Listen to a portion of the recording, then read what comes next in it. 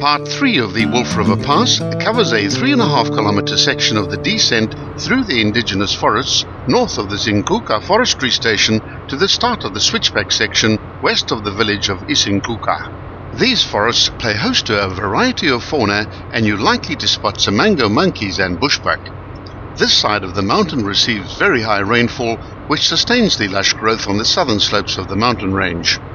The road descends steadily southwards and includes 3 extremely sharp hairpin bends, all of them which are from left to right. Towards the southern end of the pass, the village of Keiskamahuk can be found. Just outside the town is St. Matthew's High School, one of South Africa's historic schools.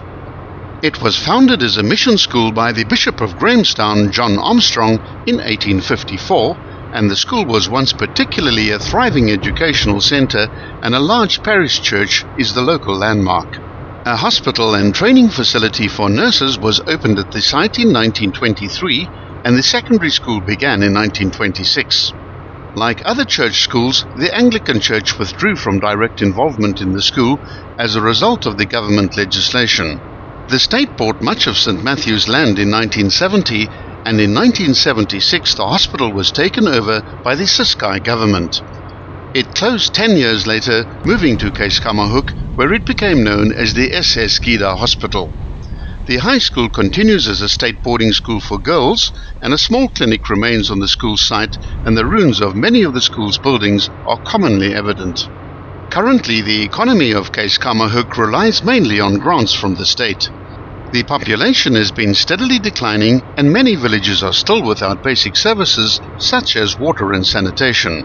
However, the town still maintains some of the remnants of the historic past, and there are a number of historic buildings to be found, such as the Gilead Church. Further to the west in the Hogsback area, some of the better known walks are the Labyrinth at the Edge, the 39 Steps Falls and Arboretum, the Madonna and Child Waterfalls, the Cattle Spout Falls, the 3 Hogs, the Tayumi Pools Walk, and the 3 Waterfall Trail. 5 kilometers after the summit, the road suddenly breaks out of the forest canopy and swings through a wide turn to the left, changing the direction from south to east. On the apex of this big bend, there are huge views on offer. Looking to the right, the mountain falls away steeply over dense forests to reveal the village of KwaNgodloza far below in the foothills of the valley. The gradient then eases off completely as the road heads through a lane of tall pine trees past a few isolated forestry buildings for 600 meters, then begins climbing gently again with the direction moving back into the southeast to reach a false summit 7.5 kilometers after the main summit at an altitude of 1,070 meters. One of the best ways to experience the stunning beauty of this area is on foot. In the hills above the village of Isinkuka, there are several hiking trails and some stunning MTB routes as well, which traverse far into the headwaters of the Wolf River. Around the area of Hogsback village, there are scores of hiking routes and walks that will take you through the forests, up the mountains, past the waterfalls, and onto the spectacular views. General information on Hogsback, such as maps of walks, hiking and mountain bike trails, are available for purchase from the Hogsback Tourist Office, which is located near the entrance of the village itself. On the day of filming, and without any warning, foresters were in the process of felling a large blue gum tree to the right of the picture.